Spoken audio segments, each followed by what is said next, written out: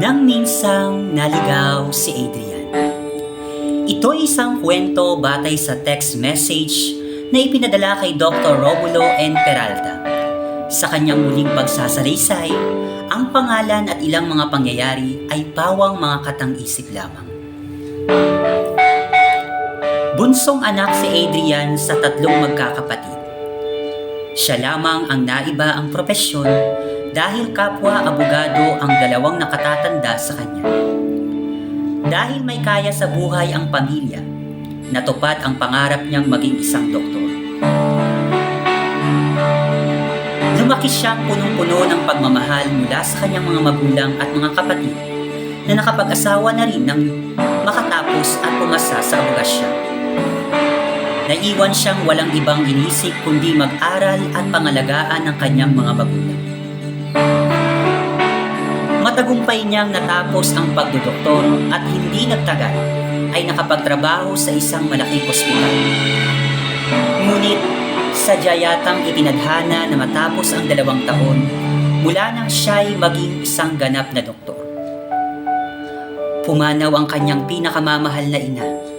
Naiwan sa kanya ang pangangalaga ng ama na noon ay may sakit na ring iniinda. Malimit siyang mapag-isa sa tuwing nabibigyan ng pagkakataong makapagpahinga, dulot na rin ng hindi niya maiwan-iwanan na ama. Naisin man niyang magtrabaho at manirahan sa ibang bansa katulad ng kanyang mga kapatid.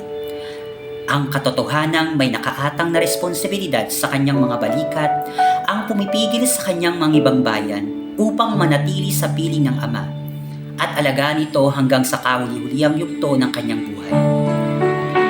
Inggit na inggit siya sa mga kasabayang doktor na nasa kanila na ang lahat ng luho at oras na makahanap ng babaeng makakasama habang buhay.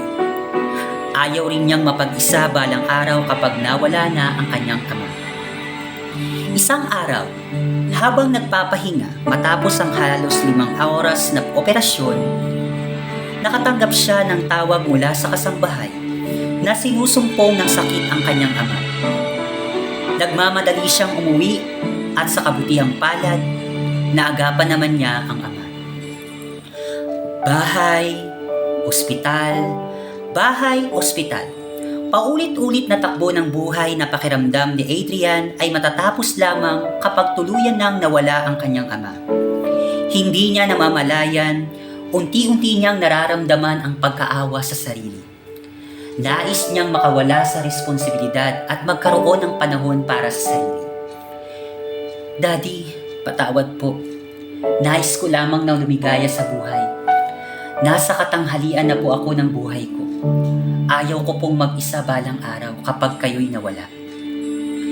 Dahan-dahan niyang binuhat ang ama na halos hindi makapaglakad ng maayos. Pinasan niya ang ama at sinakay sa kanyang kotse. Walang imik na sumamang ama.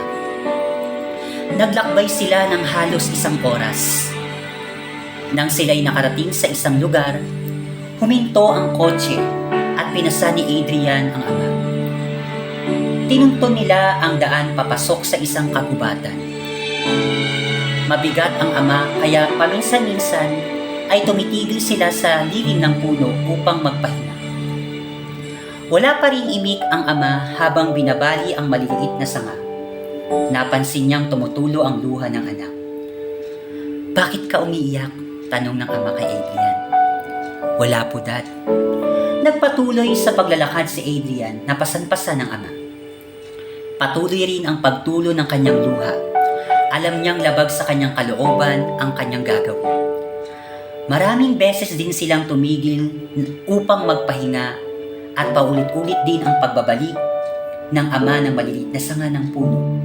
Napansin ito ni Adrian. "Bakit niyo po binabali ang mga sanga ng puno sa tuwing tayo'y nagpapahinga, Dad?" tanong ni Adrian. Tumugon ang ama na may ngiting na mutawi sa kanyang labi. "Alam ko, nais mo akong iligaw sa loob ng kagubatan. Anak, palatandaan ito na dito tayo dumaan. Para sa pagbalik mo ay hindi ka na maliligaw." Lalong bumilis ang pag-agos ng luha ng binata. Walang kaimik-imik. Muling pinasa ni Adrian ang ama at natagpuan ang sariling bumabalik sa lugar kung saan sila nanggaling. Alam ni Adrian na hindi na siya maliligaw. Hinding-hindi na.